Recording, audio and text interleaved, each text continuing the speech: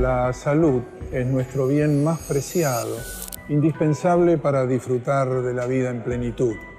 Actualmente existen políticas de salud pública implementadas desde el Estado que garantizan el acceso a la salud de toda la población.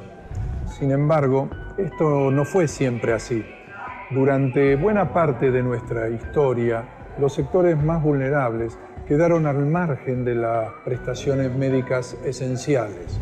Hubo un momento en que eso cambió. Un gobierno llevó adelante ese cambio y un hombre fue el encargado de realizarlo, el doctor Ramón Carrillo. Cuando el general Juan Domingo Perón llegó al poder en 1946, se fijó el objetivo de hacer una Argentina más justa, de crear un Estado que gobernase a favor de los más desposeídos.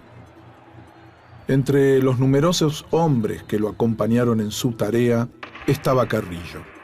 Este prestigioso médico santiagueño fue designado al frente de la recién creada Secretaría de Salud y logró algo inédito hasta el momento: llevar la salud a todos los rincones del país. Prosigue su activa y eficaz campaña la Secretaría de Salud Pública. Un contingente de esforzados médicos llega a esas alejadas regiones para cumplir su humanitaria misión. En solo 8 años se construyeron numerosos hospitales e institutos de especialización, se realizaron campañas de prevención y control de endemias y se establecieron los pilares de la medicina preventiva y social. Pero, ¿quién era Ramón Carrillo?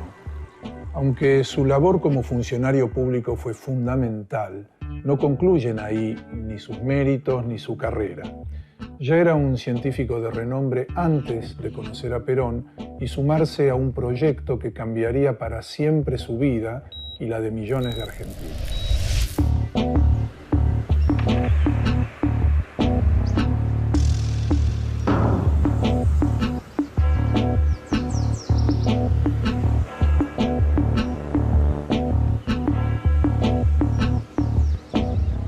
Carrillo nació el 7 de marzo de 1906 en Santiago del Estero, una de las provincias más pobres del país. Y aunque él pudo evitar el destino de miseria y exclusión al que estaban condenados muchos de sus coterráneos, las imágenes de la injusticia social nunca lo abandonarían. Dolorosas postales de la pobreza y la desigualdad que influirían en su futura carrera. Después de cursar sus estudios primarios y secundarios en su ciudad natal, viajó a Buenos Aires para estudiar medicina. Se especializó en neurología y neurocirugía.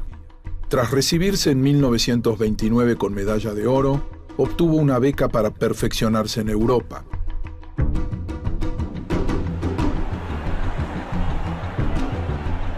A su regreso, encontró un país cambiado. Tras el derrocamiento de Hipólito Yrigoyen en 1930, comenzaba un sombrío período caracterizado por una sucesión de gobiernos militares conservadores, conocido como la década infame.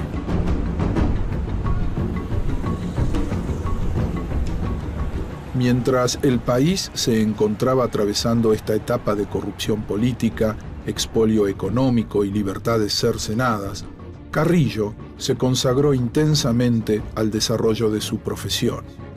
Con tan solo 27 años, tenía a su cargo el laboratorio de neuropatología del Instituto de Clínica Quirúrgica en el actual Hospital Borda.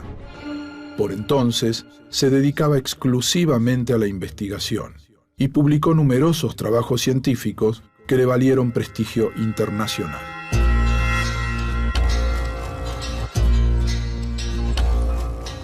A los 31 años, obtuvo el Premio Nacional de Ciencias y en 1942 ganó por concurso la titularidad de la Cátedra de Neurocirugía de la Facultad de Ciencias Médicas de la Universidad de Buenos Aires. Entre otros, formaría como discípulos a los doctores Juan Christensen, Raúl Matera y a sus hermanos Arturo y Santiago Carrillo. Durante 15 años logró importantes resultados con sus investigaciones. Descubrió la papilitis aguda epidémica, enfermedad que desde entonces lleva su nombre.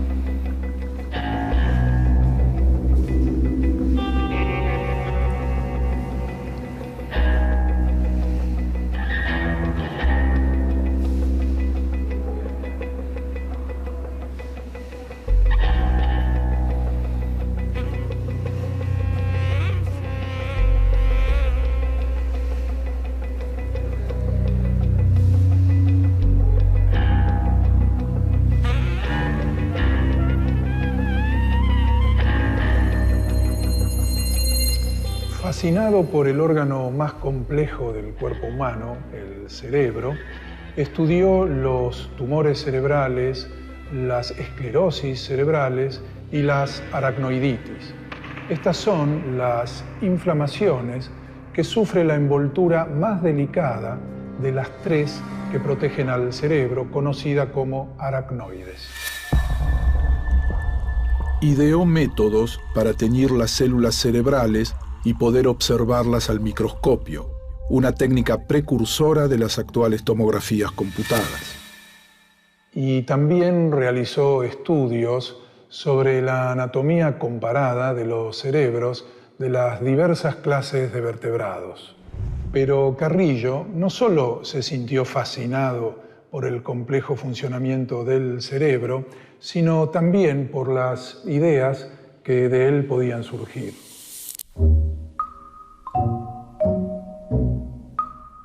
Las inquietudes de Carrillo trascendían el laboratorio. Era un hombre preocupado por la realidad nacional y las injusticias sociales. Ya desde su regreso de Europa se sumó a Forja, la corriente política irigoyenista que denunciaba los excesos de la década infame. Allí frecuentó, entre otros, a artistas e intelectuales como Arturo Jaureche, Luis de Lepiane, Raúl Scalabrini Ortiz y el poeta Homero Manzi, santiagueño como él, con quien cultivó una larga amistad.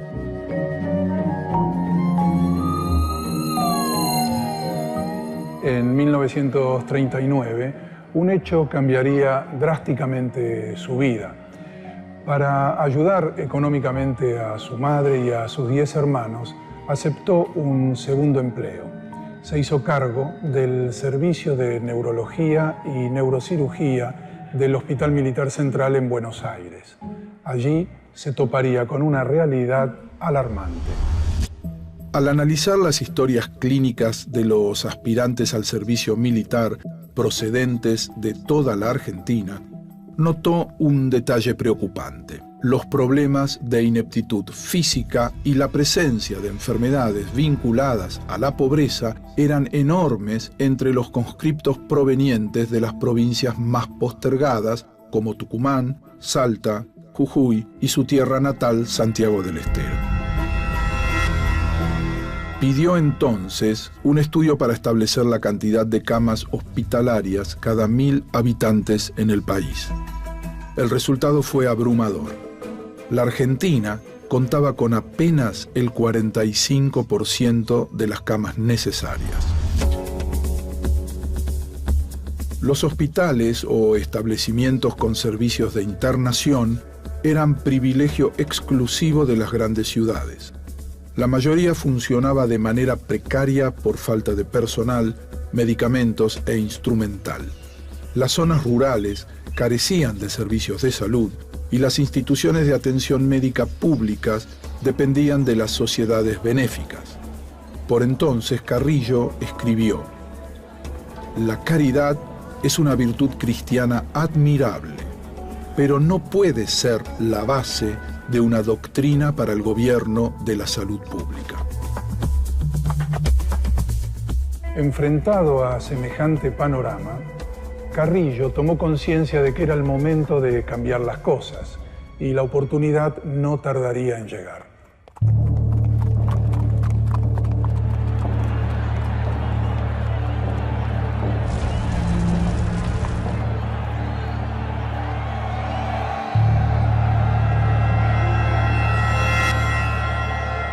un cambio inesperado tuvo lugar. En 1943, un golpe de Estado puso fin a más de 10 años de gobierno conservador y un nuevo gobierno militar asumió.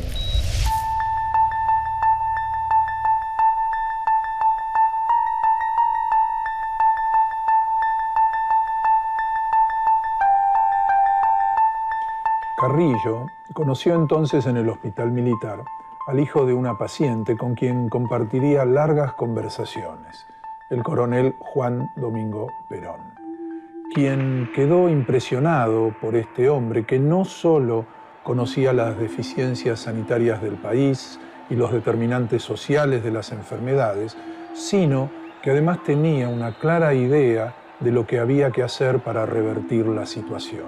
Y lo convenció para que colaborara con él en la elaboración de la política sanitaria de su futuro gobierno. Señor doctor don Ramón Carrillo, juráis sobre estos santos evangelios a Dios nuestro Señor y a la patria, desempeñar con lealtad y patriotismo el cargo de ministro secretario de Estado en el Departamento de Salud Pública para el que habéis sido nombrado. Sí, juro. Si así no lo hicierais, Dios y la patria os lo demanden. Al llegar a la presidencia en 1946, Perón nombró al doctor Carrillo al frente de la Secretaría de Salud Pública, que se transformaría en 1949 en el Ministerio de Salud Pública y Asistencia Social de la Nación. Para Carrillo, aceptar un cargo público significó todo un acto de coraje personal y profesional. Renunciaba a la seguridad y la riqueza económica que le otorgaba su reputación científica para poder concretar sus ideas, exponiéndose a las críticas y a ganar enemigos políticos. Al asumir el cargo de secretario de Salud, su primera medida consistió en fijar los objetivos generales de gestión a partir de las siguientes definiciones. Todos los hombres tienen igual derecho a la vida y a la sanidad. No puede existir política sanitaria sin política social. De nada sirven los avances de la técnica médica si ésta no puede llegar al pueblo mediante dispositivos adecuados.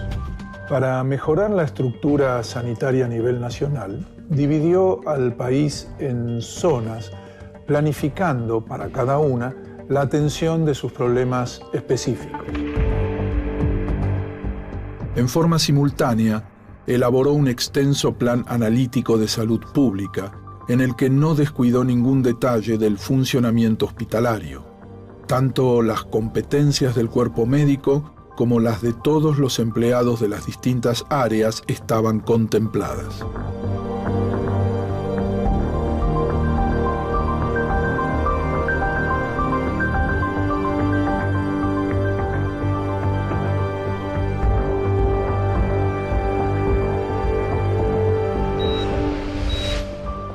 Una de las primeras batallas que libró con éxito fue contra una enfermedad parasitaria que aquejaba especialmente en forma severa al interior del país, el paludismo. En 1946 convocó a su colega, el médico jujeño Carlos Alberto Alvarado, y juntos comenzaron la campaña de erradicación. Pero Carrillo y Alvarado no se limitaron a dar órdenes.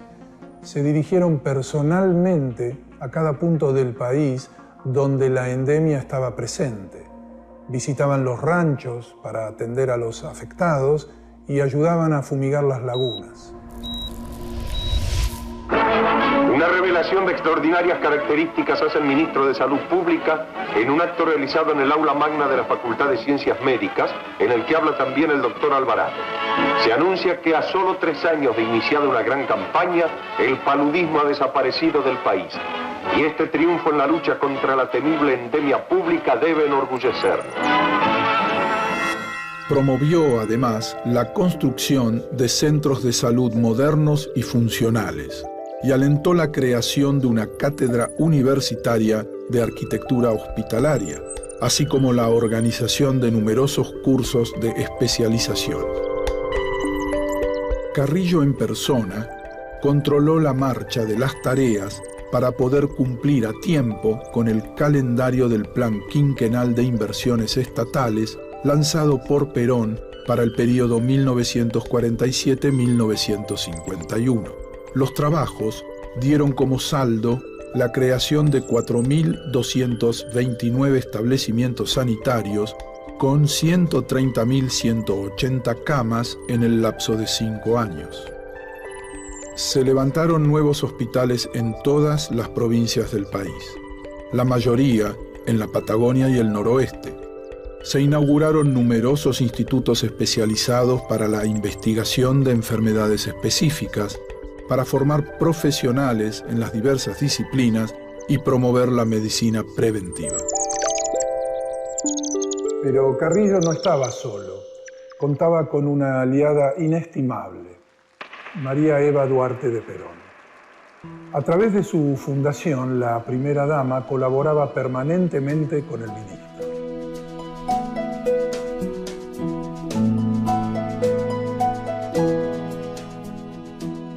Desde su creación, el 19 de junio de 1948, la Fundación Eva Perón construyó 25 hospitales y policlínicos en todo el país. Y organizó los campeonatos infantiles y juveniles Evita, durante los cuales se llevó a cabo la revisación médica de más de 300.000 niños. Y llega el gran día. En las canchas de los grandes, más felices que nunca, están hoy ellos.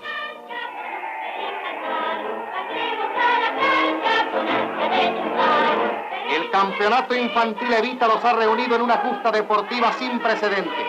El resultado de este campeonato no debe contarse en goles. Ha llenado otra finalidad mucho más alta.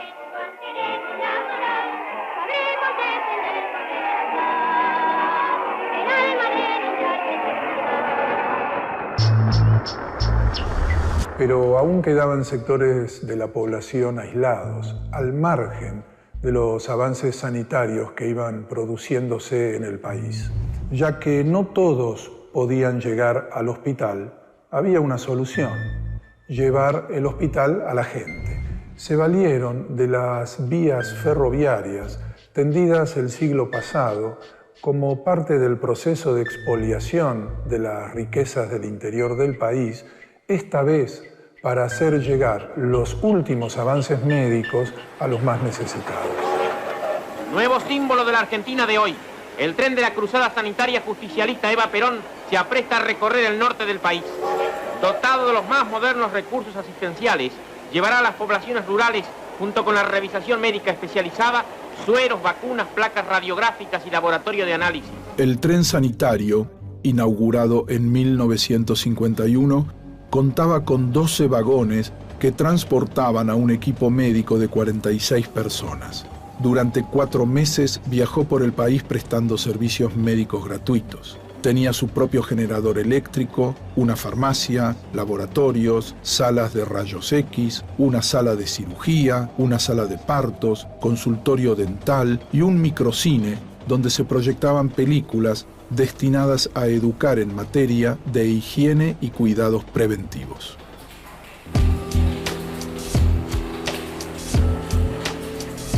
Carrillo sostenía que el principal objetivo de la medicina moderna no era simplemente curar a los enfermos, sino evitar que la gente se enferme, y que para lograrlo había que promover el mejoramiento general de la sociedad, consolidando las leyes obreras tendientes a dignificar la tarea de los trabajadores. En sintonía con este pensamiento, durante su gestión, el presupuesto en salud se incrementó 10 veces. Se lograron grandes avances en el control de enfermedades, tales como el paludismo, también conocida como malaria, el tifus y la brucelosis. Se duplicó el número de camas en los hospitales públicos. Enfermedades de transmisión sexual como la sífilis prácticamente desaparecieron. la mortalidad por tuberculosis pasó de 130 decesos a 36 por cada 100.000 habitantes, y la mortalidad infantil, que en 1945 era del 90 por 1000, descendió al 56 por 1000 en 1954. La Secretaría de Salud Pública de la Nación, en su empeño de proporcionar al pueblo medicamentos nobles y al alcance de los más modestos, desarrolla una actividad intensa desde EMESTA, especialidades medicinales del Estado, elaborando hasta 95 preparados para combatir las más diversas enfermedades. Durante la gestión de Carrillo se creó EMESTA, la primera fábrica nacional de medicamentos, que elaboró un conjunto de más de 100 drogas de distribución gratuita, y se apoyó a los laboratorios nacionales por medio de incentivos económicos. La monumental tarea emprendida por Carrillo no tenía antecedentes en nuestro país. Por primera vez, la salud estuvo al alcance de todos. Pero aquella edad de oro de la medicina social pronto se vería interrumpida de la peor manera. El destino le tenía reservado al sanitarista una sucesión de amargos contratiempos. En 1954, con su salud deteriorada, abandonó el ministerio y viajó a los Estados Unidos para iniciar un largo tratamiento. Durante su estadía, ofreció una serie de conferencias en la Universidad de Harvard. Estando en Nueva York, recibió una sorpresiva y dolorosa noticia. El general Perón había sido derrocado. El calvario para Carrillo no hacía más que comenzar. De la noche a la mañana se vio convertido en un exiliado y un perseguido de los militares golpistas. Sin recursos económicos, aceptó un trabajo como médico en una empresa minera que realizaba excavaciones en el Amazonas. Desde allí, envió un telegrama al presidente de facto, Eduardo Lonardi, manifestándole que quedaba a su disposición para ser investigado. Nunca recibió una respuesta. Al mismo tiempo, en Buenos Aires lo acusaban de malversar fondos. Se allanaron sus bienes y se secuestraron sus libros y sus cuadros. Vencido su contrato con la empresa minera, Carrillo siguió desempeñándose gratis como médico rural en Belém do Pará, al nordeste de Brasil. Para muchos indígenas de la zona, Carrillo fue el primer médico que conocieron.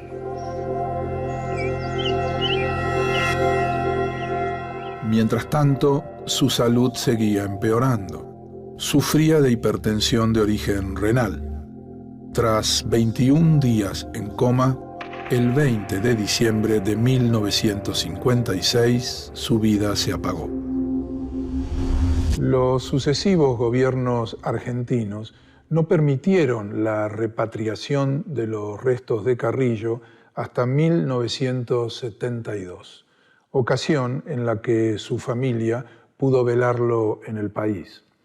Los diarios de la época apenas hicieron una breve referencia. Entre los pocos que se acercaron al aeroparque Jorge Newbery para rendirle homenaje, se encontraba su amigo y colega de forja, don Arturo Jaureche. Sus restos fueron finalmente trasladados a su provincia natal.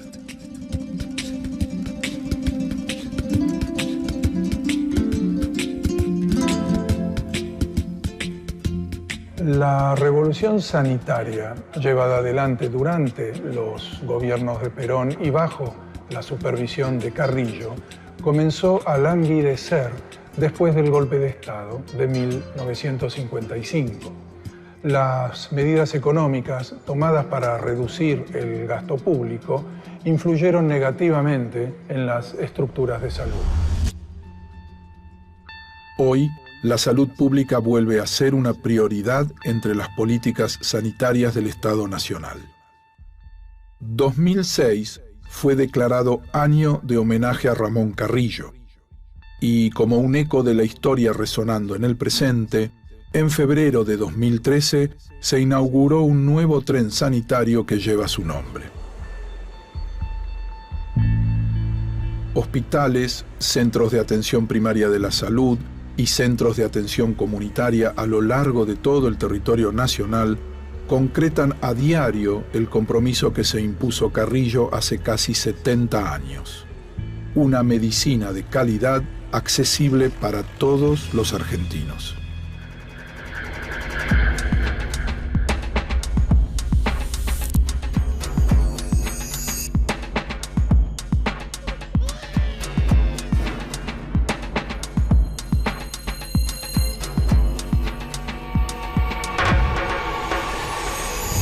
La salud pública actual es un legado que le debemos al doctor Carrillo, quien, como tantos otros hombres y mujeres de nuestro país, debió morir en el exilio. Pero quienes trascienden por fuerza de sus ideas nunca son silenciados del todo.